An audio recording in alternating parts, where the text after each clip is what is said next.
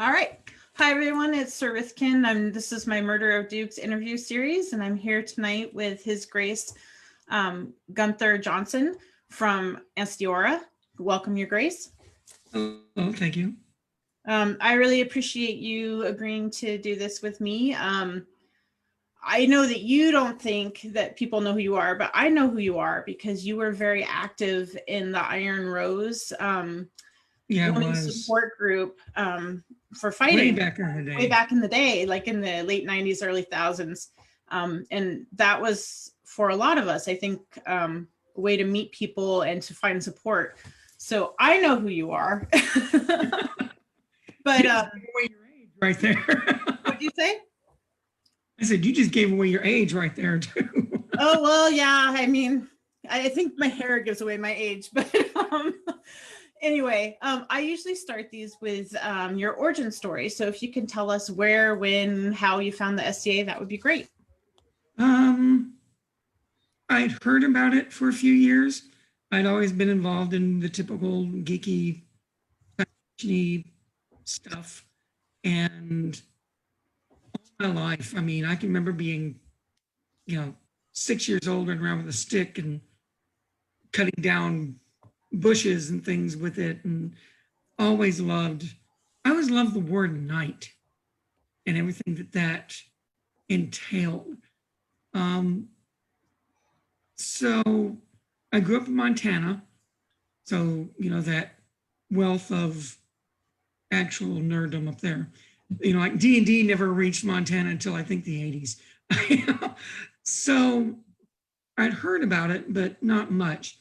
And I was in the Air Force, and I was stationed at Tinker Air Force Base in Midwest City, Oklahoma City. And there was a science museum that was there, and saw that next week they're having a demo by the Site of Creative Anachronism that'll display up. Like, oh, I want to go and check this out because, this sounds like everything I'm looking for. And so I went there and watched the demo, and wasn't too sure. The fighting kind of bored me, actually. It was just like, oh, all right. It was like, no, whatever. But I got talking with the people and everything, and they told me some of the things. And I wound up getting to go out to dinner with them afterwards. They gave me all the pamphlets and things. Started playing there. My first fighter practice, I went to a gentleman. He held it in his shop, and they showed me your basic shots and everything. Now, up to that point, I'd been in karate, various forms, since I was like 14. I'd done boxing. I was getting into full contact karate. So I'd been a fighter all my life. And I got into this, and they put me in armor, and they put me in this big, it was a hardened leather breastplate made from black Angus that still had the hide on it. And they went, okay, now this is going to protect you from getting hit. And they hit me across the chest, and it stung like crazy. And I had two thoughts. My first thought was, I'm a tabbed ranger. I will not cry. And these people are looking at me. And my second thought was, maybe I can be a Laurel.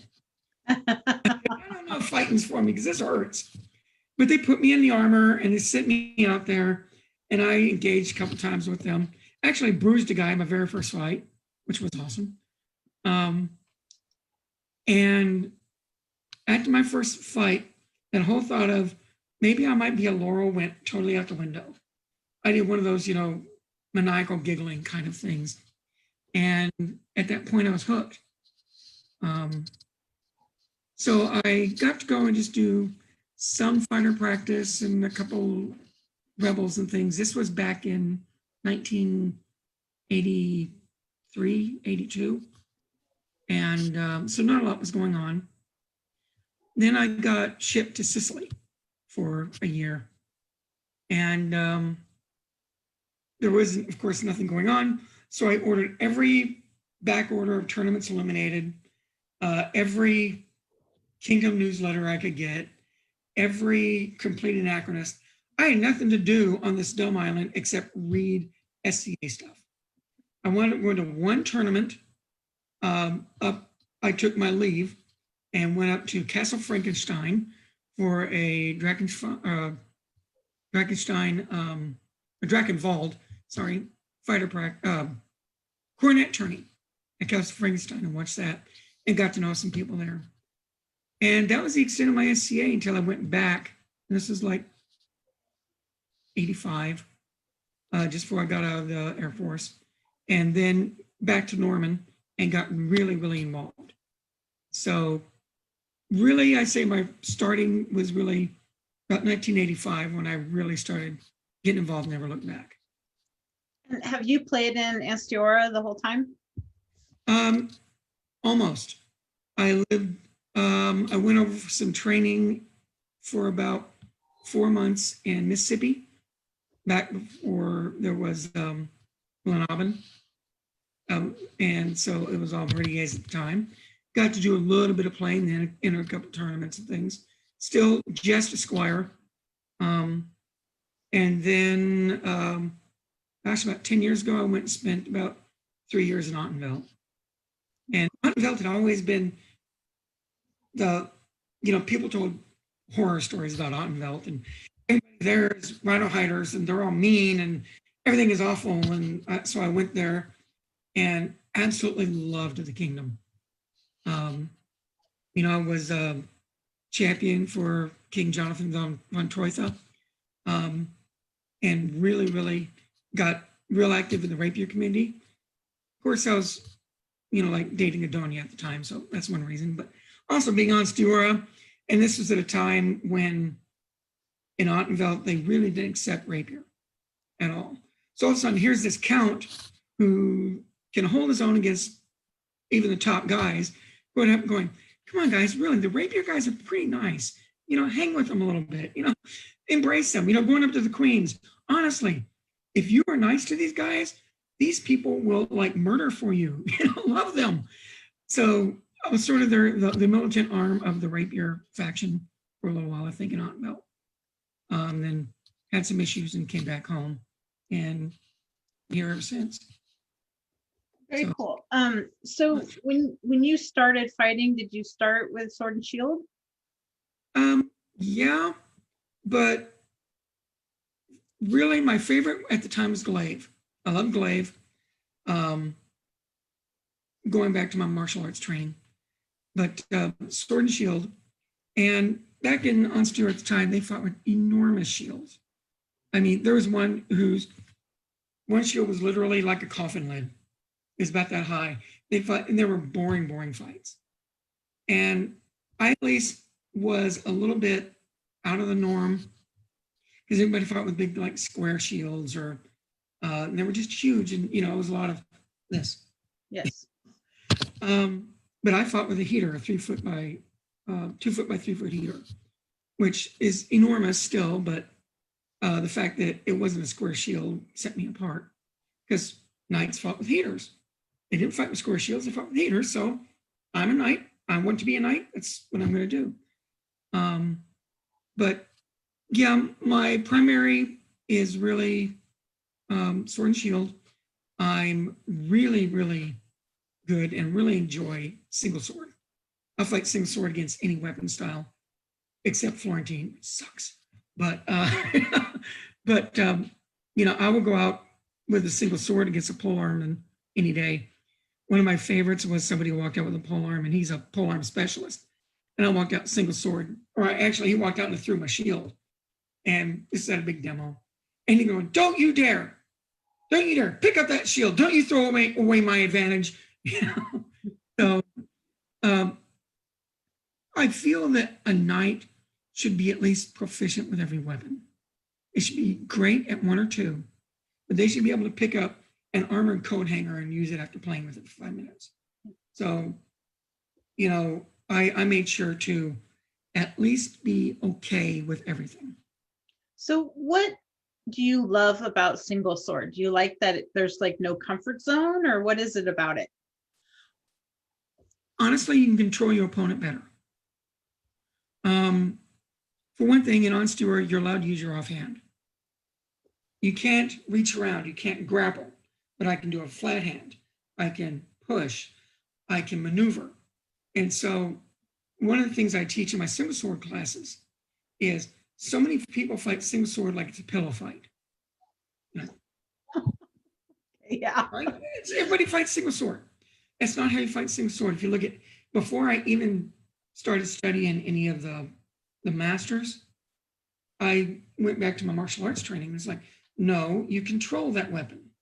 So I'll take my single sword, depending on, like if I'm fighting against a pole arm or an axe something, I'll use sword hand forward, this hand back. If I'm fighting against another sword or whatever, it's here. And the reason is, in one way, it's a one-shot shield. But the other thing is, I'm going to go up, I'm going to try to sweep, but the main thing is I catch the blade. I don't bounce it. I catch it, I hold it. Then I control that arm or that blade, you know, here. So I love the openness, and I can control somebody. If they have a sword and shield, fine. I'll come up, I step to that shield side, press it, and now they're fighting against their own shield. Great weapon or whatever. But the main thing is that it's so much fun to me because I can come up and just get in tight and tie them up. So it isn't really the danger aspect, but in some ways I'm more comfortable because I have more options. If I've got a shield on my hand, your options are limited. But if I use both hands, you know, I can do anything with it. So that's really the main reason. When you were starting out, did you have mentors? Sort of. I mean, not. It's hard to say. There were no great fighters that took me under their wing. There were fighting buddies, some maybe a little further along, but again, with my knowledge of the martial arts and things, I picked up on a lot of it pretty well. And then eventually I got noticed by one of the scariest dukes ever, a little bitty orangutan named Duke Lloyd von Acre, who was the first Ansteorra Duke and second king of Ansteorra. And he's a little bitty, short, 5'4", 5'6" guy with long arms who would just beat the hell out of people. And he kind of liked what he saw. And so he took me under his wing, but he never trained me a lot. He taught me other aspects. He taught me tactics and strategy and fighting style. He would teach me field presence, because by the time I really squared to him, he'd stopped fighting a whole lot because the knees really gone bad.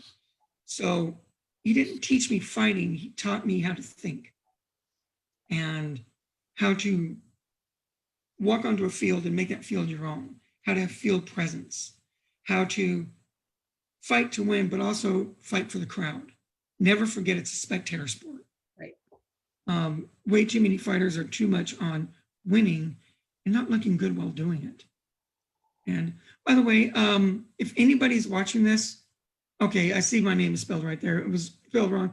I know I spelled it wrong. I'm so sorry. No, it's right now, Gunthar. That, because when it first came up, it was ER. And I was like, if people go looking for me, they're not going to find ER. Yeah. I do have a lot of videos out there. Just in case somebody wants to see, because I fight really weird. I do sort of a machine gun all over the place style. You know, I wish I could be like Sean or Uther or something who sits back, goes yawns, whatever. Oh, there's nobody, bang. I would love to be able to do that. But I'm more of a, I'm going to hit you in 3 different angles in one combo kind of thing. So if I know whenever I see you talking with these guys, I like going up looking at their videos if they have any. Just see. So anybody who was looking for me, it is, although some people misspell as ER as well. So look for either, and mainly look for Count Gunthar, because after I got my duchy, I didn't fight as much. But yeah, he was my mentor, and then I trained. I became fairly good under him. I won a couple of grand championships and things, but then I went and trained under the gentle administrations of a man named Duke Charles Inman McMorrow, who in my mind is one of the greatest fighters who's ever lived and one of the most beautiful to watch. And I'd go to his fighter practice to fight with all the high-level fighters. Then he'd go out and he'd beat me up. And I never learned anything from him. But then one day I'm fighting a good friend of mine, and I realize he's taking it easy on me. And I'm like, dude, you're holding back on me. It's like, oh, I don't really, it's like, I'm a knight. I'm a steps warlord. I've won all these things. Don't take it easy on me. Come out and fight me. Like, are you sure? He's like, yeah. And he like one shot at me 10 times in a row. And I went, okay. I went over to Inman, put my sword down at his feet and went, I am nothing. I have no rank. I know nothing. Please teach me. And Chuck kind of looked at me and goes, I was wondering when the hell you'd figure that out. And then he started teaching me. And the way you learned under Inman was you survived. The practice wasn't learning the secrets at the master's feet. It was, he'd go and show you something and then beat you until you cried. But it's like nobody can hit me in the off ribs anymore because he knocked me out with an off rib shot one time. The people that went through his training became dukes because they stuck with it and they survived. And that's what I did. That's what Duke Miguel, Duke Mahadi, Duke Seamus, you know, all the rest of these guys. They did, it was brutal, but we learned so much from him. But you had to show you were dedicated. Yeah. Did you live in his area or did you have to travel to go train with him? Well, it depends on what you consider that. I lived about an hour away and drove and trained at his place Tuesday, Wednesday, Thursday every week. So I get off work, go to his house, train until 10, drive an hour home, frequently in tears because I was hurting, take shower, go to bed, and do that 3 times a week. And then go and fight in tournaments on the weekend. So he had three weekly, nightly practices? Yep. Wow. That's some real dedication to teaching and to training. Yeah, it was. And his feeling was, if you guys want to come out here and you want to make that commitment, I'll be here. And he would, most of the time he'd armor up and be out there and fight us all night. So the Tuesday, Wednesday, Thursday, it was all like fully armored fighting practices? Okay. We didn't have sit around and let's talk philosophy practices. Okay. We did that after fighting. Well, I was thinking drills or he would teach us drills, but we would go through them slowly, but then we would do a night of full speed, and I want you to do this till it's instant. So we would do drills, and he would do technique and things like that, but it was in full armor, trying to figure it out there were like 4 guys that would come out with me, and we'd go out and do this, and all of us are dukes now. People would come out there and it's like, can we come out to Inman's super practice? Like, sure, come on out. They go out there, get their butts whipped, and we never see them again. It was the ones that had the gumption to go out there because it was rough. It was very rough, and there would be nights I'd go home and it always seems, I don't know if you've seen this at your practices, but every week somebody is the whipping boy, and it's not always the same person, but there's somebody that for some reason the universe hates and they get their butt kicked, and you never know which one it's going to be that night. And on the nights when I was the whipping boy and I'd be bruised and beat up, and I would literally be driving home that hour-long drive crying, going, it's not worth it. This is a stupid game. We don't even make money doing this. It's not worth it. And I'd be there the next night. It'd get to where we would pray. It's like, oh my God, it's raining out. It's like a snow day. We don't got to go and train and get beat up. So it was rough. What made you go back even when it was painful? I want to be the best. he was the best. And I didn't want to be second best. I knew, and this sounds conceited, I told him this one time, I was like, there's something great in me, but I can't find it. And unfortunately, I never became a great fighter. Even with all my training, I became a very good fighter, but I was never what I consider myself one of the greats. I won pretty much every championship. I won 2 crowns. But when you lose as much as I did, when you go and you feel that crushing disappointment time after time after time, you can't go around thinking, yeah, I'm Billy Badass because I've been in the finals of Crown. I've won Crown. I'm awesome. Like, no, because I know there are way too many people out there who are vastly better than me. I was good. I could put up a good fight. There's always somebody better. So, but I knew I could at least get to that level. If I tried hard enough, if I trained, some of the greatest fighters that ever came out of Ansteorra came out of his backyard. Yeah, I mean, you can't talk to somebody from Ansteorra without hearing about Inman. Yeah, he's sort of like the Torgel or Steingrim of Antir. In a way, yeah. Yeah. So I appreciate you talking about the practices and stuff. You started working with Inman after you were knighted, though, right? Yes. Okay. Was there a turning point after you were knighted that you just decided, hey, I need to find my greatness? Like, I feel it, but I can't find it. Yeah. When I got knighted, everything I got in the SCA always seemed, I got it to the point where it no longer mattered. Trying to get knighted, I was very up and down. I would either go out and walk through everybody and win the tournament, and I'd go out the next week and get knocked out in the second round. I was very up and down. I wasn't smooth. But I became by the time I finally got knighted, I was a pretty good fighter. I could hold my own. I was probably top 15, 20 in the kingdom, thereabouts, which ain't bad when you got like 150 fighters or so, so I was okay. I won some of the major tournaments and things. But then I realized I started losing and I started missing that edge. And also I wasn't winning crown. I was getting knocked out in like 3rd round, 4th round, which in Ansteorra we do a single limb. Right.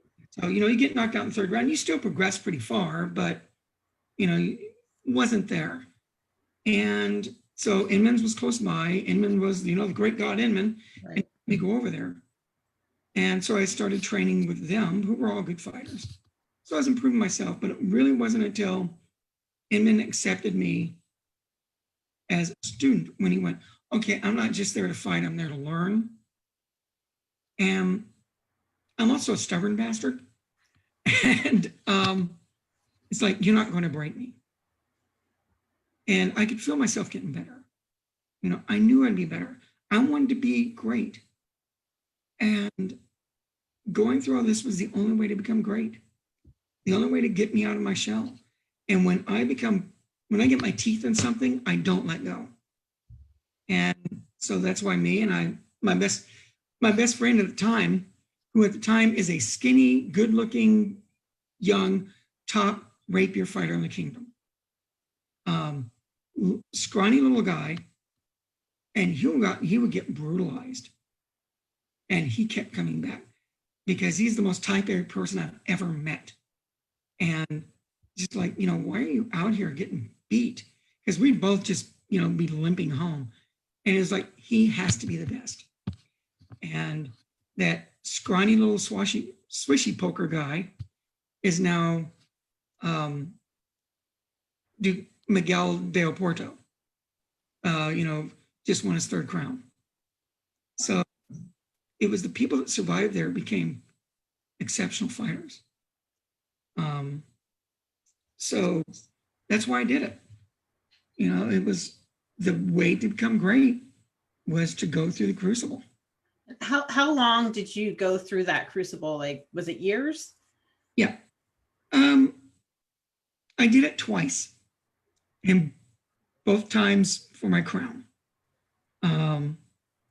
I started training with him a lot, and he started kind of slacking off the training a little bit. He was getting tired of it. Yeah. And after a while, it was just like me coming over, and maybe one or two others. And, I was still game to go, but I think he was just like, I don't want to do this. But at that point, I was winning a lot, and that's when I started finaling in crowns. And I went to the finals of Crown the first time. And I mean, I trained, I wanted this so bad. I trained and trained and trained and trained, and went out against a guy who was also a count, who we talked it over, so I can say this, wanted to become a Duke in the worst way, and that's how I became it. And it was heartbreaking. We made up, and he realized after a while that, the leaves don't work if you don't have the reputation to go with it. But that was a hard one. And then I just kept making it to the finals and losing, frequently to the same person. Not this guy, but I would get there. It got so bad that a friend of mine felt bad that in Ansteorra you get nothing for second place. Second place just means you're the first loser. And so he started a tradition that I carried over to Ottenveld. And that was at court at night of Crown, called second place winner or second place finalist. And they presented with a cheesecake with a number 2 candle lit as a here's something for at least. I got really sick of the taste of cheesecake because I did it 4 times, and then that 5th crown I went to, I had a major blowout again with members of the chivalry. I wasn't even going to go. My lady at the time said, "You promised me that you were going to go and fight in this crown. You're going to go and fight in it." I was like, "Fine, but I don't want to be there." And it was a long, long drive. It was like a 5-hour drive there. And I finally just went, and I'd been in a slump. I'd been just losing in tournaments a lot right before that day. And I went, if I go in there and I get knocked out in the first, second round, I'm tired. I just want to retire for a while anyway. I just want to go and do something else. I don't want to play anymore. And if I make it to the middle or something, like, oh, okay, I'm doing a little better than I thought. Fine, And if I somehow manage to get in the finals again, hey, okay, I'm doing pretty good. And I walked out on the field the next day. It was an absolutely beautiful day. Walked out there, still nervous, not sure what was going to go on. Took the O's, fought my first bout, and the first bout, everything clicked. And I had fun. And I won that, and everything just was on. I mean, I played all day long. I mean, I was out there literally having fun and not even caring that it was Crown until all of a sudden I'm in the finals. Now, a side note on this is my lady that I was fighting for couldn't make it that day. She had to work. And she called us that morning and went, "Oh, they've let me off work. I'm heading down there." But like I said, it's a 5-hour drive. And she called like second round. So she has no idea what's going on. She's driving down. And all of a sudden I'm in the finals again against the gentleman that I fought in that first crown that was taken from me.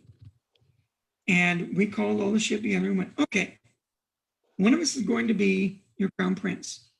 One of us is going to be your king. So this is a proactive order from both of us. If you see anything that looks questionable, you're to stop the fight and let us know. We have your oath on this, right? And both of us are saying this. And going, yes, sir. All right. We want this to be clean and nice and fun. And we went out and JR was fun because we were fighting. He was a lefty, very good lefty. And at one point in the first fight, I hit his arm. And dropped the arm and dropped the shield. And I went, in Ansteorra, we yield. There is no dishonor in asking someone to yield or yielding to that person. And so, as I hit his arm and things, and he dropped a shield, I asked, would you like to yield this? Not expecting him to, it's finals of crown, but I offered it to him. And his comment was,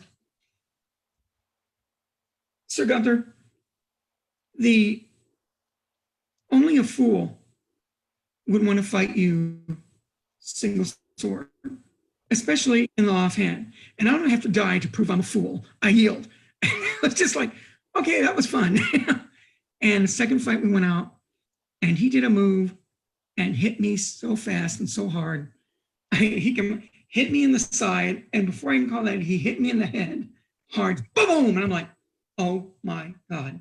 And that was the first time that entire day I was scared, because we went out in that third fight and had a really good fight. I legged him and killed him, much to my surprise. And so it was just a shock. But, and then my poor lady didn't know.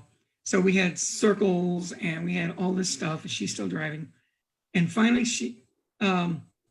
we're holding a pelican circle, I think it was. I'm sitting in on it. Still hadn't showered. And they went, so, and they would have runners from the gate going, we'd see headlights. Oh, it's not her. Okay, it's headlights. That's her. So we'd stop, help start a court, immediately call court. She comes in, she's asking how I was doing. It's like, I actually had a fun day, because she's getting changed and things. It's like, but I was King's champion at the time as well. So it's like, we got to go. And, I had a really nice time. It was a fun day. I wound up fighting JR in the finals again, but this time 3 good, clean fights. And, he won, but, I'm happy with this turnout.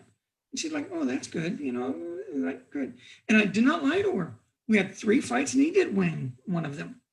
And it's mean. and we start court, and like our first order of business, we call Lady Sarah Penrose, for the ranch. She's like, okay, gets up, kneels down. Like, we have something we'd like to give you, but it's really not our right to. I think it's your Lord's right. And I came around and presented the princess coronet to her. Her first response was, she turned around, looked at the crowd, and went, you all lied to me. But that was fun. That is fun. And the funny thing is, after that, I won every tournament I entered for about 2 years until I blew out my knee. So, it's just up and down. It's just weird. So how did you stay motivated when you were having so much disappointment between the crowns? Because I think a lot of people go through that, especially if you have some bad fights and you feel like no matter how good you get, maybe you can't get good enough because you hit people, but it doesn't seem to matter. Yeah. It's hard to, especially a lot of times, and I'm sure we've seen this. I get into the taboo subject of rhino hiders, but and sometimes the people that call the hardest are some of the most beloved. Oh, we love so and so. It's like, you have to hit him with a truck. It's like, oh, but he's so kind. He's the most knightly man. If you say so, and they don't care what they do, but you miss one shot. It's like, oh, Gunthar, God, he's so thick. I'm sorry. It's hard. Stubbornness.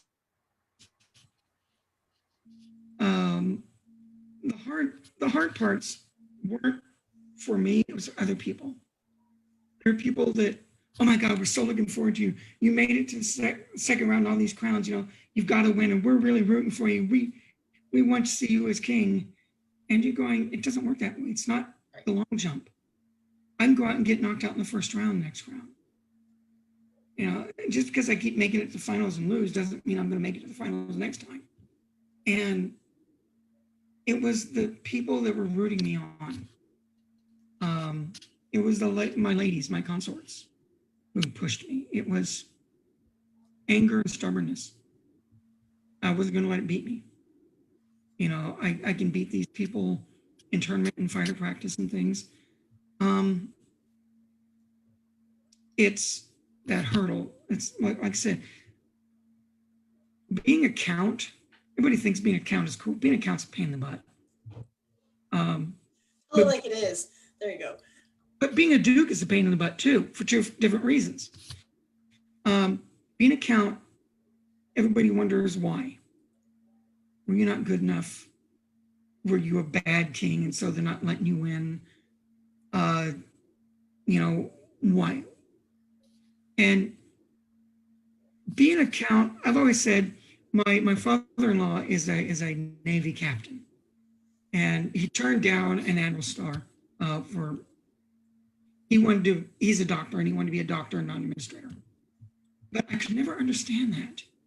Why turn down an Admiral Star? That's the ultimate. And, you know, captains are high and captains are, you know, they get a lot of respect, but there's a cachet that goes with Admiral. And there's cachet that goes with Duke. It doesn't come with Count. And I wanted that Duke, but I did not want to compromise my principles ever for that. So all I could do was just train and train and train and feel disappointment after disappointment. There were times when I was angry that I lost. There was times when I literally, after I called that last blow, just sat there on the field, just overcome with emotion. Just, I failed these people again. I failed myself again. And it's hard. All I can say is get stubborn and get mad. You know, anger has been one of the biggest spurs for me. Whenever I want to give up, I want to prove someone wrong. And it also hurt that a lot of people thought I was a Duke anyway. Some people were like, oh, hello, Your Grace. Thanks. It's nice to be considered that. And sometimes they count, but a lot of times that'd be rude too. So I just thank you and just go on, because it wasn't that I was calling myself, but it'd be rude for me to correct them. But being a Duke is a pain at times, because that cachet of being a Duke. I could have won my second crown 25 years ago in a list of 5 people that I rhino hired through. But now as a 60-year-old man, and I put on my armor, I better go out there and kick everybody's butt because I'm a Duke. Like, yeah, okay. And so when you're a Duke, you automatically have to be this world beater no matter whether you are or not. And unfortunately, I share the same title with Gunthar and Sean and Inman and, you know, Hans and all these amazing legends. And hard as it is, I have to walk in their shadow. And not just that, I have to make my own shadow. And so it's, if you care about it, it's a huge responsibility. And that's one reason why after I got my leaves, I cut my shield down, because I felt it was too big. I didn't like it. I cut it down and I got my butt kicked for a year. But I look better. I'm a better fighter. And you get more respect when you walk out with a smaller shield and you move. You know, somebody looks at a lot of Ansteorra fighters. Now things are changing in Ansteorra, but they'll see, you know, these enormous shields. No matter how awesome that guy really is, they're not going to get the respect of Havoc, you know. And so that's when I went, you know, I was a brand new Duke, all of a sudden cut my shield way down and got my butt kicked for a year. Even though I knew I had to be a Duke, I became better. I did the Inman thing. You know, I became a better technical fighter by cutting that shield down and getting my butt kicked. And the last tournament I entered, the last crown, I made it to the semifinals again. And that was a crown I hadn't even trained for. I hadn't even tried, because, you know, I just I got with really good fighters who kicked my butt, and I got good by having to. So it's always a push. It's always a challenge. Fighting has never been easy for me, but it's always the one thing I always wanted to do. So that's why I go a little bit crazy when it's like, oh, this is Gunthar. My God, he's like a great cook. Okay. So I guess it's just stubbornness. I think it's interesting that the process and the path never ends. You become a duke and you still feel like you have to live up to this level or even level up because there's better dukes or whatever. As a lady knight, you know exactly what I'm talking about. Oh yeah, yeah. I understand. You are a duke in a lot of ways. Well, because you're a symbol. You're a symbol of what your kingdom thinks. Yeah, I understand the pressure that you're talking about too, because a lot of people put their hopes on you, and it's nice, but it's also weighty. Yep. So I and get if you give a damn, it's supposed to be. right. So you've fought in crowns after getting your ducal. Do you like reigning? No. Hated it. Okay.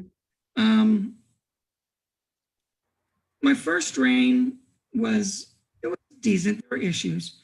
I have been blessed with two absolutely amazing queens. They were my ladies, and they turned out to be absolutely beloved. Sarah Penrose and Elizabeth Seal, who was my wife that you met briefly. And one of the problems is I'm one of those guys, I always tried all my life to be paladin. I always wanted to be that shining virtue. Unfortunately, I'm uncomfortable with people, and I'm very honest about things. I can't go and slap somebody's back and tell them how awesome they are if I don't like them. And people in the SCA like the happy backslapper. They either love the, you're the most important thing in my world kind of thing, or they love the perfect knight, the kind, gentle, agrees, never wants to make a hard decision. And unfortunately, I took after Lloyd Ninman of, I will do the hard things. I will say the hard things because it needs to be said, it needs to be done. I will point out the emperor has no clothes because the emperor needs to wear some clothes. And people don't like that. And so I was never beloved. Some people like me, some people don't. But my last reign was very, very difficult. And it was all about Elizabeth in a lot of ways. I was fighting with my knights. I was fighting with a section up in the north.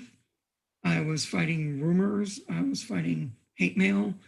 I was fighting all kinds of weird stuff. And I mean, there are times when being king is great. I mean, there's no denying, when you give out, when you make someone cry, when you give somebody an AOA who's been playing for 20 years out in the middle of nowhere and has been forgotten, leading an army, that's great.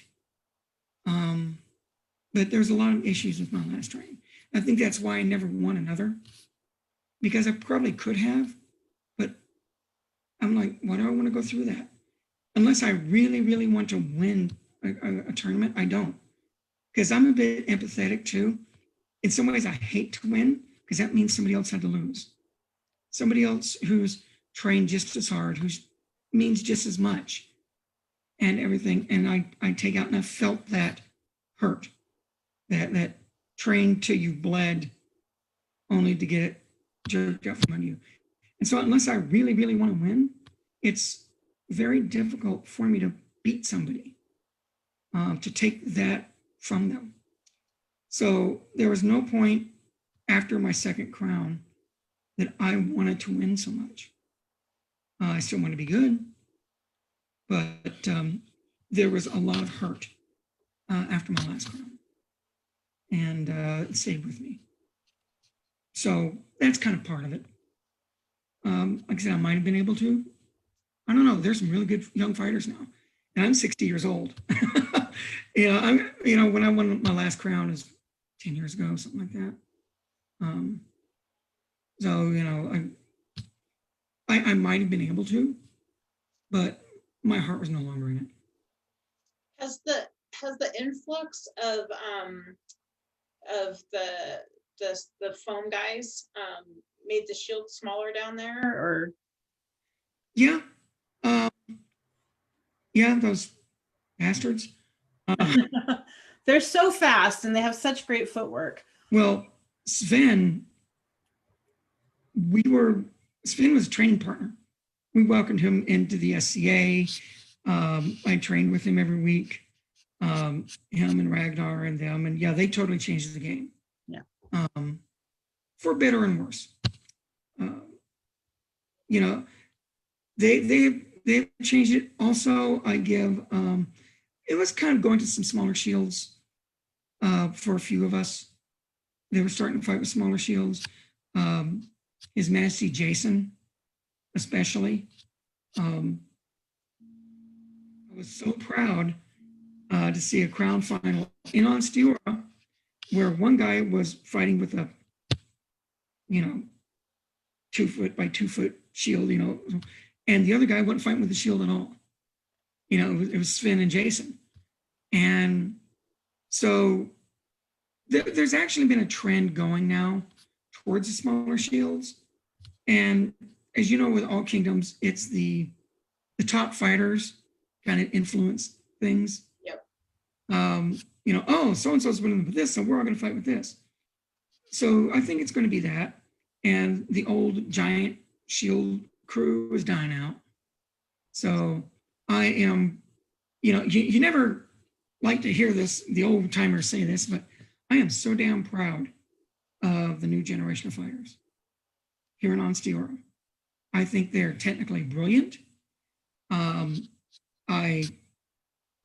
Jonsson, he barely knows me, but I'm terribly proud of him.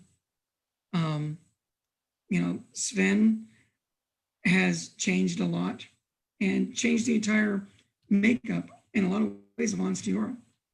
So yeah, it's the new guys. I really enjoyed my conversation with Jonsson. He's a super interesting guy, and the way he pushes himself to constantly evolve his fight is really impressive. So. He's not afraid to go out and learn something new. No, and he's not afraid of looking down and losing. So yeah, which is what you have to do to evolve, right? Yeah. Like I said, I don't know him hardly. I don't know him either. So yeah. Because he started out right as I was fading away. There was a great story. Jonsson, nobody knew who the hell Jonsson was, and he was at Stepswiller, which is the second biggest, other than Crown, tournament in Ansteorra. And he was a new kid, nobody knew who the hell it was. And he was working his way up that line. And everybody's like, who is this kid? And he met me in like the quarterfinals of that. And so I walked out.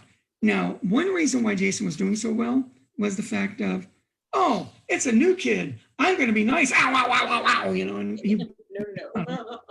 Luckily, I had all this advance warning. So I was like, I'm going to beat your head in, kid.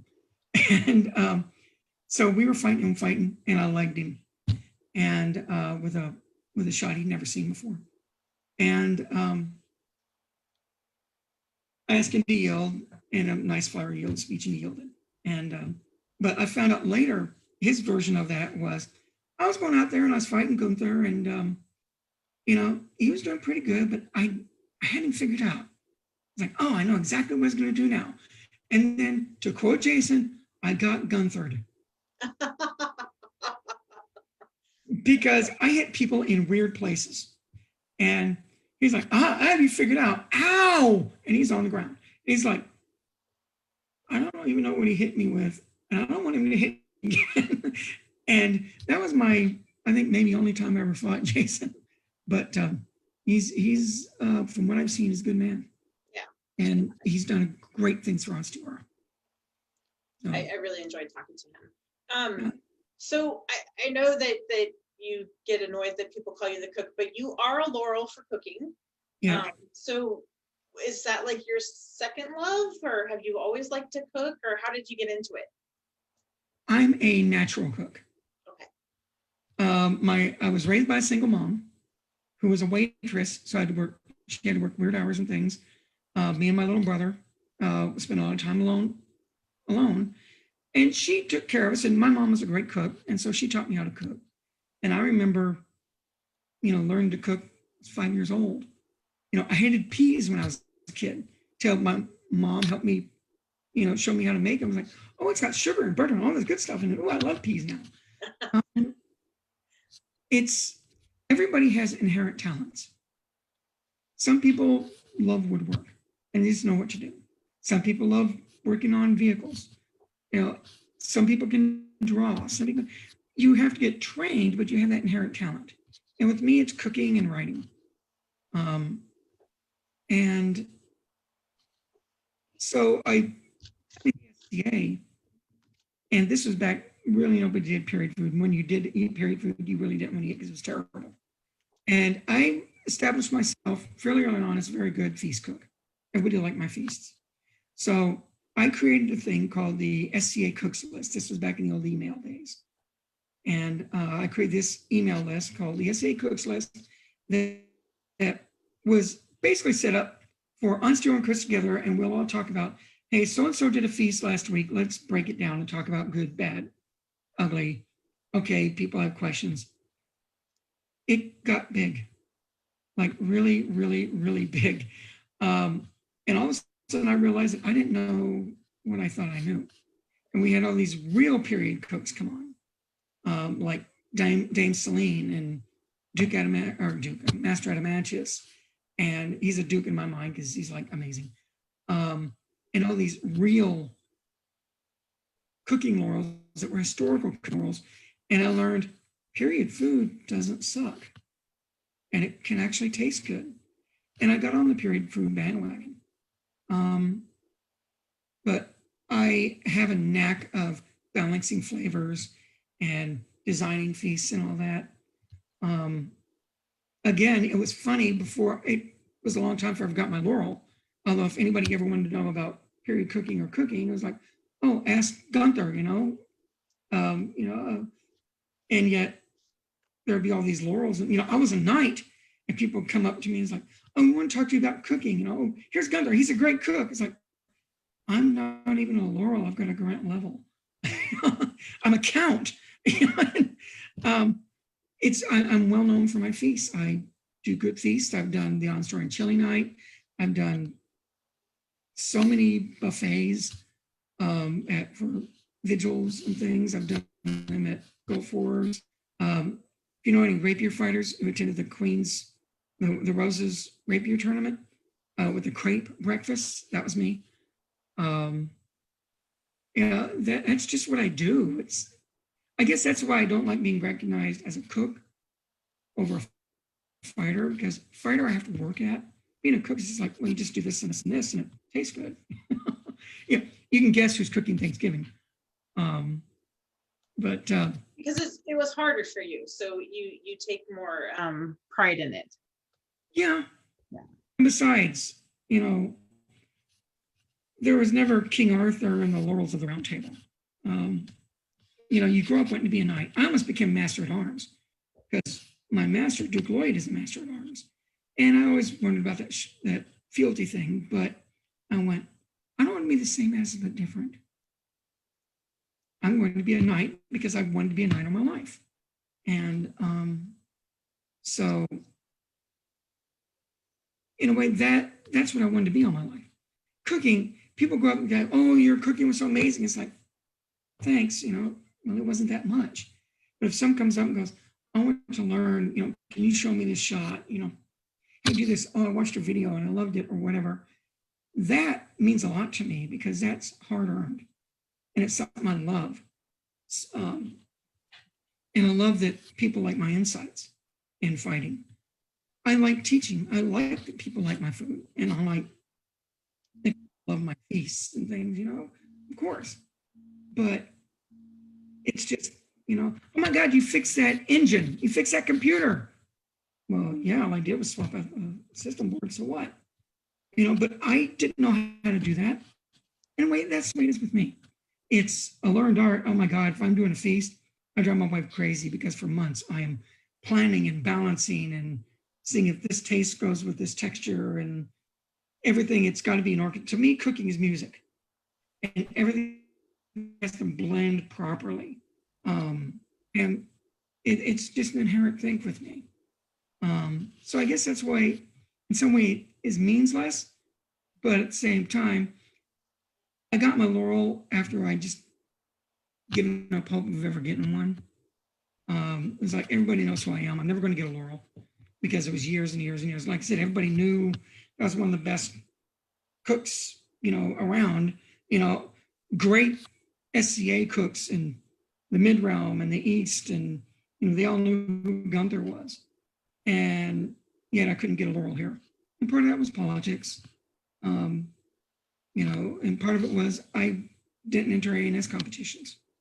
And so, well, if you don't become an apprentice and you don't enter A&S, well, then you'll never be a laurel. I'm like, okay, whatever. So I guess that's why it doesn't mean that much. It's just like, I finally got my laurel and was like, wow, cool. The excitement to become a laurel that I had for years, that drive had faded. It was like, oh, yay, I got it now. And it's not that I'm ashamed of being a laurel. I don't care. It just had lost that joy, that anticipation of getting it. In some ways, my dukedom was the same way. It'd been 10 years since I won my previous crown. I placed 5th in every crown, or 2nd for like 5 crowns coming up. And when I finally got it, especially after a rough reign, I was just like, ooh, I'm a duke, yay, Also, the other thing is I've become to where rank, I have so many awards and so much rank and things, it doesn't mean anything. There's only one rank in the SC that matters.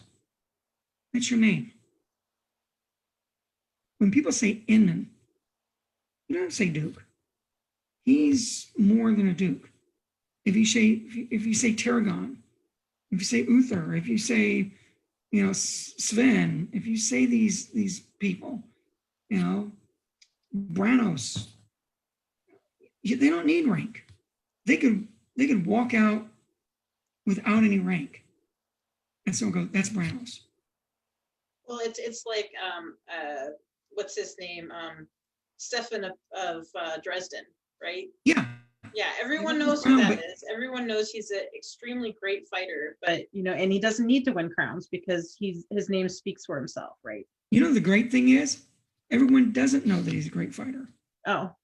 The great fighters know he's a great fighter. Okay, well, the people that matter. Well, the people that know him, maybe, but the main thing is the greats recognize him as at least an equal. Yeah. And that's the thing. But in one way, if you're around SCA cooks who've been around a while and they hear Gunthar, I'm that way. I don't got to be a laurel. I'm Gunthar. And so my whole thing was, I want my name. Whatever people feel of it, good, bad, whatever. That's the only rank that matters. And, you could have somebody who's a Lion of Ansteorra or a Lion of Ansteorra or something with no rank, possibly. But the fact is, they are that. When someone says someone's name and it gives you this visceral gut reaction one way or the other, that's their rank. Doesn't matter what jewelry they have. That's one reason, getting into what we talked about earlier, resigning my belt is in some ways a great thing. Partly, I don't really go to events, but we're planning on moving at some point, maybe up in your neck of the woods. I've been looking around up there because I've got a lot of friends. And one thing that I just love is that if I go up there, I could go into some event and not wear any rank at all, and it'd be okay.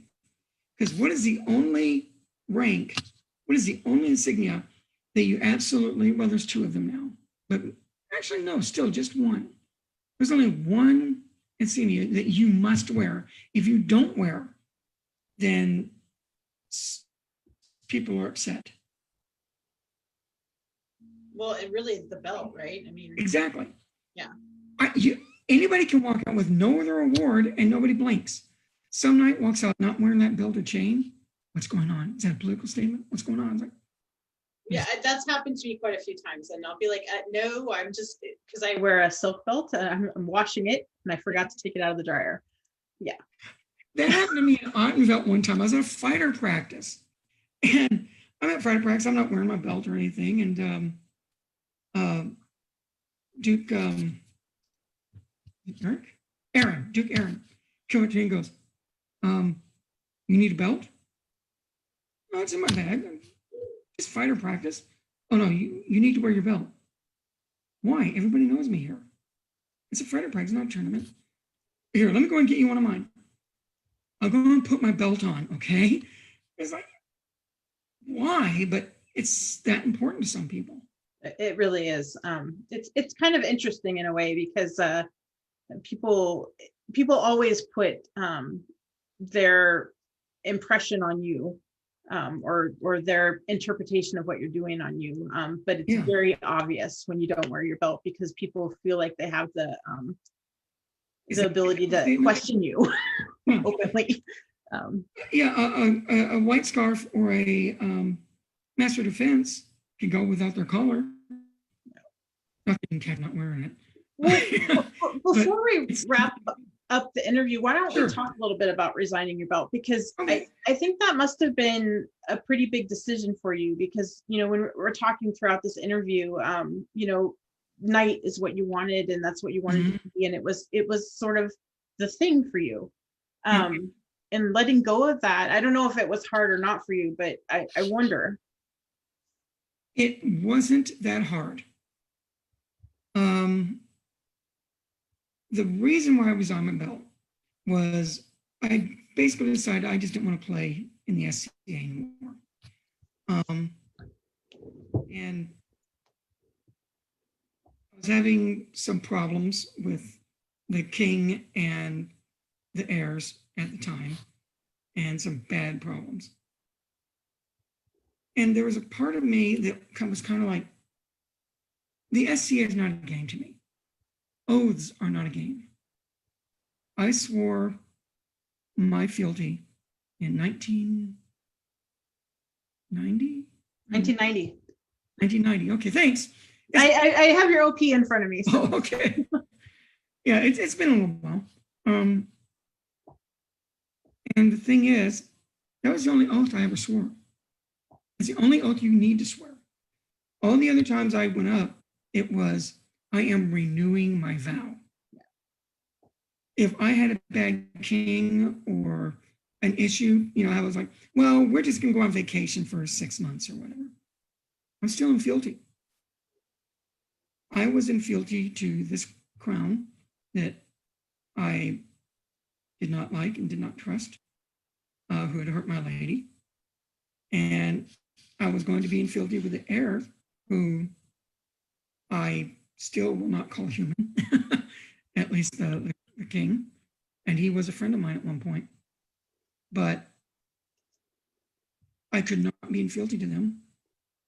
And instead of just not playing, because with me, my oath of fealty is, I don't care if I haven't put on armor in 20 years, if I haven't been to an event in 20 years, somebody who won a stick fight tournament can call me on the phone, say, I want you at Gulf Wars. And I'd say, yes, Your Majesty, I'd be there. Because I believe in that.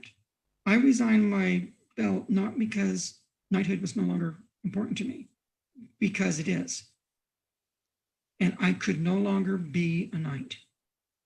I could not hold myself to oath of fealty that I would want to break. or being fealty to someone I felt I could not be in fealty to. And like I said, I was mulling it over and decided I can't do this, especially after the Queen had done some things towards my lady. And I went, I cannot kneel to anybody just because they've won a tournament. I can't give my oath, both Duke Gunthar and Michael Gunthar, to that. And a Master at Arms was out of the question for two reasons. One is committing seppuku symbolically is no sacrifice. You know, I've seen way too many knights where dire oaths on their belts and chains, if such and such happened, they would throw their belt and all this. The moment it happened, is like, what? They convenient forget. And one of the reasons why some people like me and some people don't is I'm a fuddy-duddy. I believe in the oath. I believe in the honor of knighthood. And sometimes that's doing the hard things. And taking a master's baldric would have been fire and thunder and no substance. Reason number two was I highly doubted that either the crown or the heirs would offer me my baldric, and that was cool. And number three, I'm a duke, let them figure it out. And at least says to people, I knew something one time. And as I said, jewelry isn't the important thing. I'm still a knight. You know, I'm not in fealty, but chivalry and oaths and all that stuff that they called the dream back in the day, even though I don't see a lot of that lately, it's still, I'm incredibly disillusioned, but it's still vitally, vitally important to me. And if some crown called me up and said, Your Grace, we need you, I'd say, yes, Your Majesty. Because that oath is still there. The jewelry ain't. But now I can at least, if some guy I don't like wins a stick fighting contest, I can go, you know, bite it. But I'm still a knight. You know, I just don't wear the jewelry anymore. I've been stricken from the rolls. You know, I notified the bod. I'm not one of those guys of I just hung my belt and chain, called it. No, I did the full letters to the bod and all that. But that doesn't mean that my oath isn't still valid to me, even though I'm retired. So it's not a bad thing. I mean, Duke Craddock and I got into a big argument over this. Well, I think more people contemplate giving back their belt or taking a different path than Sure. people admit.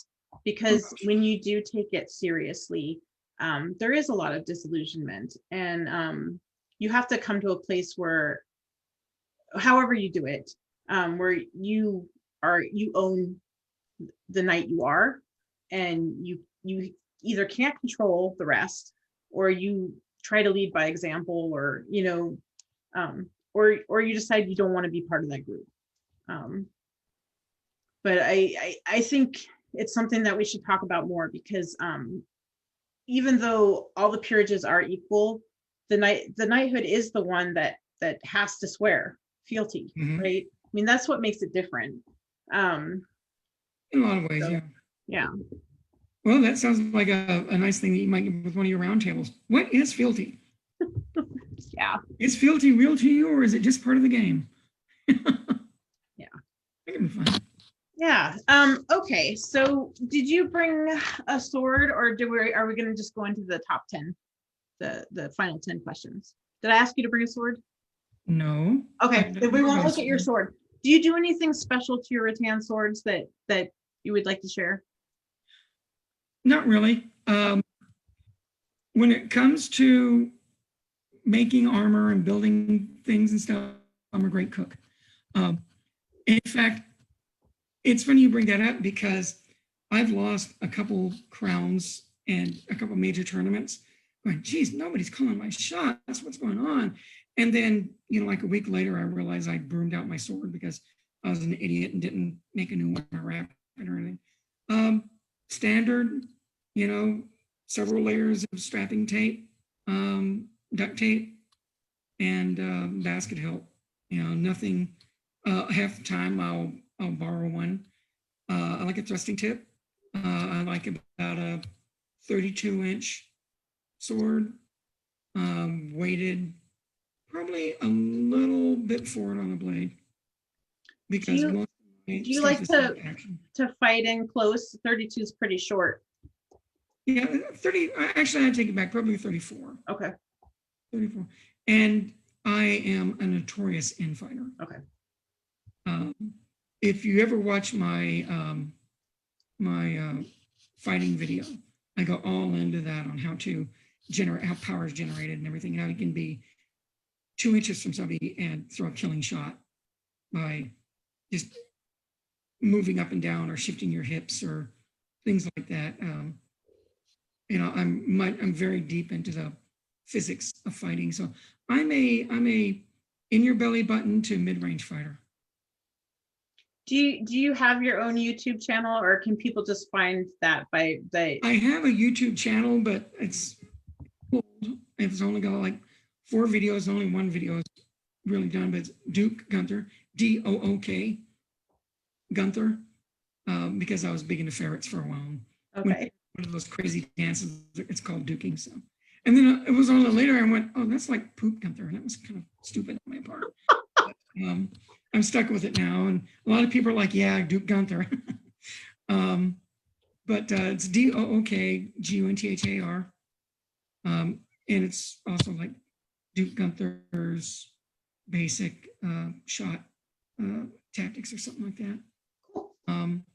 So there's like a 30-minute long video on, I would like to have done more, but a couple times I really would have needed a partner and things, and so I kind of stopped doing them.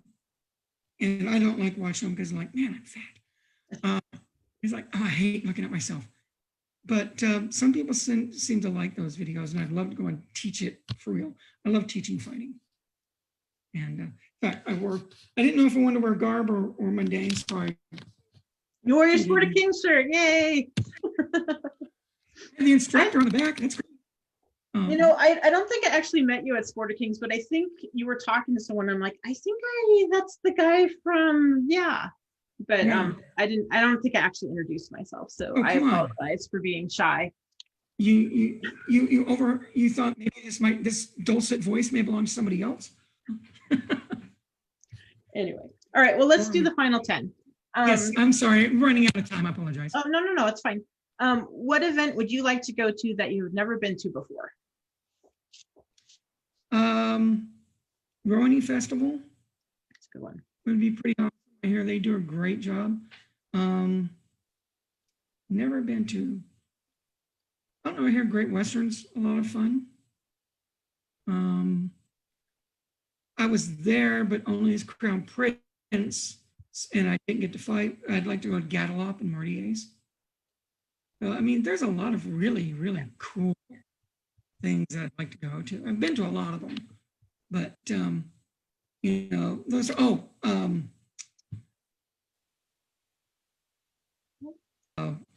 the one up there in Ansteorra, big fighting event. Oh, Ursamus. Ursamus, thank you. I was thinking Lupercalia. That's not it. No. No, it's So, good yeah, it's good if you like to fight. If you don't like to fight, it's just kind of cold.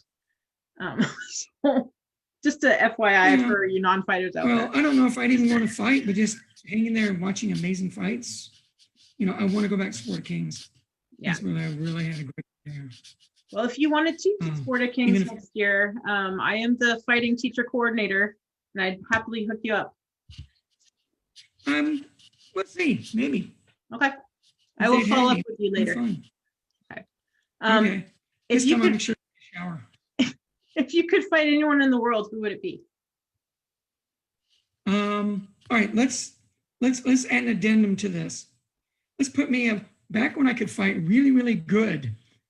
Who would it want to be? Hans. He's super fun. He fights sort of like I do, or if you've ever seen Dietrich fight of Atlantia, Yeah. we fight kind of like that. And I decided that if a little angel can come down and bat me on the head and say, all right, you're now 20 years old and you have all the fighting skills and ability of anybody in the SCA, who would it be? And I thought, about, the obvious choices and things. And I looked at Hans and went, I want to be Hans. I want to be Hans anyway. I mean, he's a fun fight. He's gorgeous. He's a good fighter, but not like the world beater, but he doesn't seem to care. He's a great upper class fighter, but he's just, I always wanted to be a memorable fight. And so, yeah, I think put me in my prime, send me out against Hans, and people better be watching the film, because it'd be two Tasmanian devils going at it. It would have been so much fun. That would be cool. Cool. Yeah, I'm a big admirer of him, and he doesn't know who the hell I am. So hey, I was thrilled when Duke Sven up in Ansteorra, I said something and he looked at him and went, "Oh, nice point." I was like, "Sven spoke to me, yay!" Because I'm a fanboy of his too. Well, yeah, I'm a fan too. What is your favorite medieval-esque or period film? Like Knight Riders, of course. That's what got me. Knight Riders. Cool. Honestly, that got me into the SCA. I watched it a little while back and went, God, this thing's crap. But I loved it at the time. A couple of Conan, the Barbarian, and The Lion in Winter, of course. Oh, yeah, that's a good one. Yeah. All right. What is your favorite Gulf War story?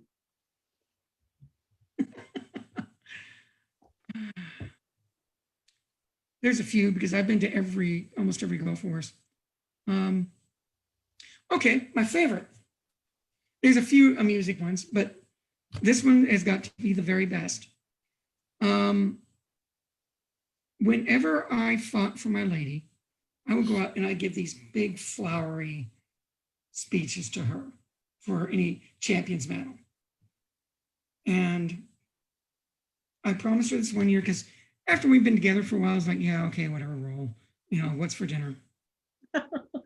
And I said, honey, this one, I've been working on this speech and I'm going to make you cry. She's like, fine, whatever. And so we went to this Gulf Wars, and I'd done one of the rose breakfasts. And so I went to their majesty at the time, Olsted and Abby Gardis, and said, okay, because I did this for you, I ask a favor. I'm like, okay, I want to be in the champions battle. I'm like, you're already going to be one of our champions. Like, oh, okay, well, that's cool. I want to be the last person called. I'm like, sure, okay. And I went that for this reason. I went, oh, okay, sure. So we have the champions battles. Everybody fights. Final fight comes out. Duke Gunthar versus some new knight named R.A. Tiersbrander. And I walked up and went to his lady, him and his lady, and said, it's going to take a minute. I apologize in advance. Get something to drink. So to Elizabeth and went, my lady, you have been my savior for many years. We have been together for a decade. You have loved me and cherished me and carried me, and I fight for your honor whenever I go out there. When I'm ever on the field, it is you who is my shield. It is you, the strength of my arm. I went on one of these big, long speeches. And I said, you are a fabulous queen. You're a magnificent countess. You are, my lady. You're my inspiration. You're my lover. But you have one flaw, and that is that you live in sin. And she went, what? And I got on my knees and opened up my armored gauntlet and displayed the engagement ring and asked her if she would marry me. on the champions field in front of 4,000 people. Now, don't ever do this unless she has given you subtle hints. Like, if you ever asked me to marry you, I'd say yes, that kind of subtle hint. Otherwise, don't ever do something like that. But I made her cry. And then I went out and fought and lost. But oh well. But I think that's probably my favorite Go For story. I was the king that had to cancel Go For, though. During the year of the rains, nobody would make a decision. The king of Trimaris was down holding fighting practices with his knights. None of the host kingdoms would make it, and they're all finally looking at me. And I was like, and it was like rain after rain after rain, days and days, and temperatures getting into freezing. And I went, I don't want anybody to die and end it. And they went, yes, Your Majesty. And I'm walking out from that meeting, and people come to me, Your Majesty, what do we do? It's like, okay, you go and send the message out here, get everyone, get all the knights together, and we're going to start bailing people out. And people kept running up, asking me to do things. And as I'm walking up, and it's pouring rain, I'm disappointed so many people, it's freezing cold, and all I could think of was, God, this is awesome. Because at that moment, I felt like a king, and it was cool as hell. So that'd be my two favorites. Cool, that's cool.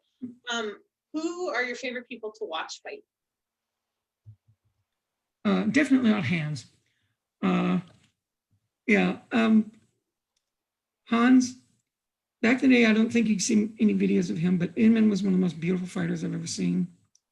I love Duke Sven. Miles is fun. He's fun because we're both spin shot guys, so he's kind of fun to watch. I can't say who it is. I mean, there are so many astounding fighters out there. I mean, yeah, Jason's one of them. I think he may be king down in Ansteorra right now. I'm trying to remember his name offhand.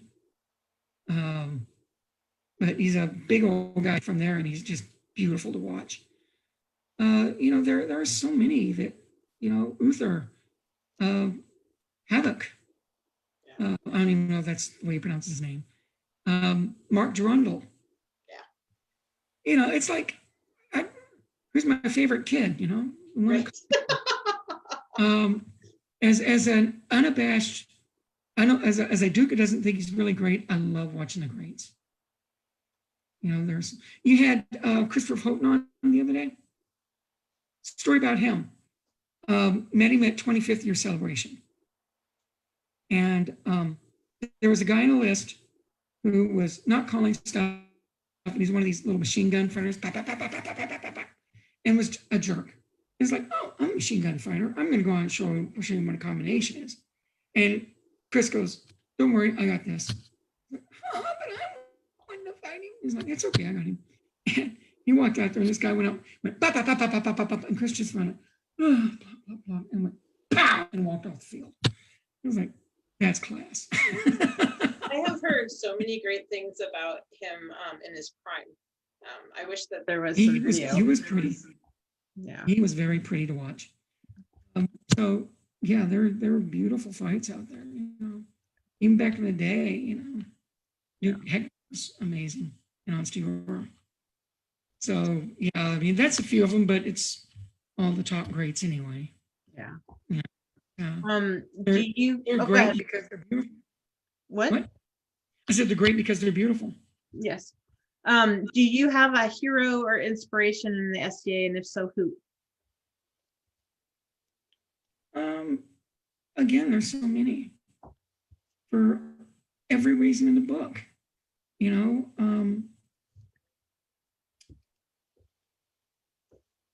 Heroes, in some ways, Jason, even though it's not a hero, I admire the fact that he's willing to go out and get his ass kicked and try new things. He's not going to find one thing. I don't see a lot of heroes now because they don't do heroic things anymore. Back when I was a kid, people remembered that this was a game too. And they would go out and they would fight 12 people with a greatsword and win. They would go and do crazy, stupid things because we're out here being heroes, not out here to just win. And so fighting heroes, it's hard to say. Or great, Inman would go out and like fight 20 people. He would go and win crown or, win step swirler with nothing but a spear and a dangle axe. You don't see that much anymore. In wars or anything, people are afraid of getting a bruise or of losing a fight. And if I could do one thing to the SC to instill, it's like, go out and do stupid stuff sometimes. Be a hero. Be larger than life. Try. Skeggy is kind of a hero. It's kind of an inspiration, just the joy that he brings to what he does. Well, he's definitely larger than life. He's larger than life. He has a ball. And he'd be one of those guys that walk out being carried on a shield and they'd they would trampoline him into the back lines or something. I'd see Skeg doing that. Yeah. There are heroes in comportment that are amazing. The calm, Fast Eddie, Edward of Gindy, the absolute love and respect that man had. He's a man I never met. Worldwide. Exactly. He's a man I never met. And I wish I was him. I wish I was like him. There are people who are just exude that calm kindness. Inman had a charisma.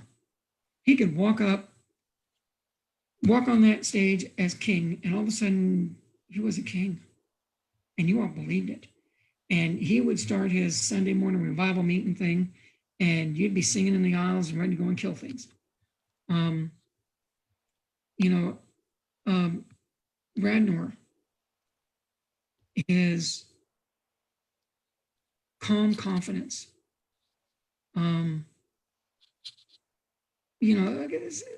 Duke Sven, his absolute joy of combat. There's another Sven up there in Ansteorra now. There's a Drakenwald. Oh, he's up in Ethelmark. Is Ethelmark? That's right. I remember. I watched it. He's in a crown vid from Drakenwald a while back, and his absolute joy of combat and total respect to his opponents it's like, I wish I could be on the field and be that man. There's so many. Duke Sean. Yeah. The fact that he goes everywhere and fights, and sometimes he gets his butt kicked. It's like he kicks everybody's butts. Then he finds that guy who goes out and just beats the hell out of him, and he loves it. And he learns things. And he will pick up and he will, he'll go to Hawaii and fight at a fighter practice. It's like, I love that guy's attitude. Jay Travis. Lucan. Huh? Lucan. Thank you. Yeah. See, Facebook friends, okay? The fact that he took this stupid passion of his, it was the stupidest idea you can imagine. I'm going to go and create a school of heavy weapons fighters, and I'm going to go and do all this stuff. And it's like, yeah, okay, and you're going to be waiting tables. And he took this dream and made it into something gigantic. And it's just like, well done for you, sir. Yeah. There are so many people I admire. Yeah. That it'd be a book. And I guarantee you after this, I'm gonna wake up in the middle of the night going, why didn't I say so and so? My God. Yeah. I'm an unabashed fanboy of the SCA and the fighters. As jaded and as grouchy and things as I am, there's still that kid in me from 1983 who wore a cloak and a K-bar and an oversized t-shirt and was suddenly in the 13th century. Well, It's Um, very obvious to and me that you're still very passionate about fighting and you love it. I And am. there's a joy there. There is. And like I said, I can't do it that much anymore, but I can take joy in watching these greats and, you know, watching what they're doing. And like I said, the up and comers, yeah, I was saying, well, they're not as good as we were in the old days. Bullshit. You know, these guys are amazing because they have the internet. I had to go to Penzic to learn a new shot.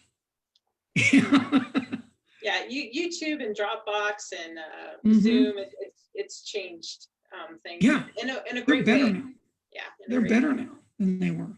So, you know, the SCA may be getting older and it's getting smaller, but the new generation, few as they are, they've forgotten how to play.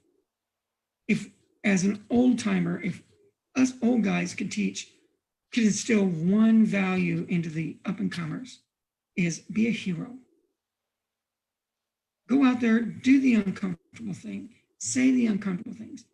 You have to go down a dark path, but at the same time, walk out on that field with a glaive and say, I take on all comers. You know, if anybody can beat me, here's a bag of 10 gold coins, of 10 silver dollars. You know, it's yours. And I think that the established people need to lead by example too. I agree, but a lot of us are broken down. And but I agree, but I'm going, if there's one thing that we can instill, and one thing that we need to remember as jaded old farts, is we've got to go out there and we've got to be heroes. We've got to boast. You know, people we're doing a boasting contest. Nobody knew what a boast was. So I walked up and said, I'll be the first at Gulf Wars to hit the line of Trimarans in the open field battle. And, you know, everyone's like, what the hell does that mean? And during open field battles, they all lined up. I walked out ahead of the group, threw a gauntlet at them, and charged. And unfortunately, I charged the wrong place because there was Duke Martin, Duke Bytor, and I think Duke Gaston is the line I hit. But you went for it. Yeah, I went for it, and they clubbed me very gently, I'll admit. And then I laid there underneath my shield, and I wear this kind of fabric-covered armor. So as people are going, I was like, all right, watch out, guy on the ground, don't step on the couch, no feet on the couch. They're like, we won't step on you. Your armor's too pretty, Your Grace. I'm like, oh, cool. All right. What book should someone on the path to knighthood read? The number one book they should read is the Book of the Knight Sign, when they go out and fight them and the knights put in their impressions of them. The number one book they should read is that. Cat of a Silver Hue is a total fantasy book, but there's a knighting in there. And the reason why the guy that got the knighting, it wakes you up. It's like, that is a knight. And it's by an incredibly humble and frightened man. Most of them are really fantasy. I haven't read a whole lot of the treatises. I would study Fiore because he has some really good points. But to me, it shouldn't be, I mean, read criticisms of the knights and their philosophies, but read fantasy, because fantasy doesn't deal with technique. Fantasy deals with the heart. And to me, your heart is more important. You need to be a competent fighter to be a knight. You must be competent with every weapon style. You must be very good with a couple. But if you're not a hero, if you don't want to be a knight, if you don't want to be Roland or Lancelot or Conan, or, you know, Conan was an honorable man for all his faults. That's the books I say to read. read heroic fantasy and be a hero. Have it in your heart. All the technique in the world. You can have the best armor, the most authentic shoes. You can be a great equestrian or whatever. But if you're not a knight, why are you doing this? Be the hero, be the idiot. Because hero and idiot are frequently the same thing. Don't be afraid to go out and do the stupid heroic stuff. What's the worst that's going to happen? You get a bruise and a story. That's what I want. Go out and challenge that Duke. And go out and fight the weird weapon styles. Get your butt kicked. It's okay. Have fun. Be skaggy. I would rather my squire be skaggy than, I'm trying to think of the most perfect knight that you might know, but, then somebody who's a fantastic technician but doesn't have that fire. Sean going to all these places, fighting everybody. That's my thing, is read fantasy. Find your, because fantasy deals with the heart. Anybody can teach you how to fight, but they ain't going to teach you how to be a knight. That's going to come from inside of you. I know that was deep. Good insight. All right, last question. What do you think the most important trait is for a successful fighter?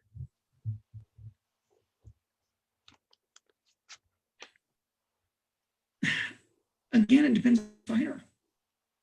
Sometimes it's stubbornness to keep doing it. Sometimes it's drive. Sometimes it's humility. It's all these things. You have to accept that you're not the best, even if you are the best. Anybody who thinks they've earned their reward has lost it. So humility is one of the humility on the negative side. I'm a Pisces, sorry. Is you don't get the drive. You have to have that drive. The people, you might get knighted without that drive if you know the right people. And then you get your white belt and you stop doing it. It's going to Inman's and getting destroyed 3 nights a week and then fighting in tournaments on the weekends. It's traveling all over Ansteorra every weekend, driving 5-6 hours to a tournament every weekend. Because that's the only way you're going to get good. You're only going to get known. Flexibility. And I don't mean doing the bends, but my Duke does this, and this is how he does it, and this is how he wins everything. Yeah, but that Duke does it this way. Well, my Duke does it this way. Okay. And that way is good. So is that way. Try that way. These people that get locked into one system, and this is the only right system, are the ones that rarely become the legends. That's the other thing. We don't have that many legends anymore. And, so I think really humility and the fact of you are never the best. And there's always something to learn. Perseverance and grit to put up with the pain.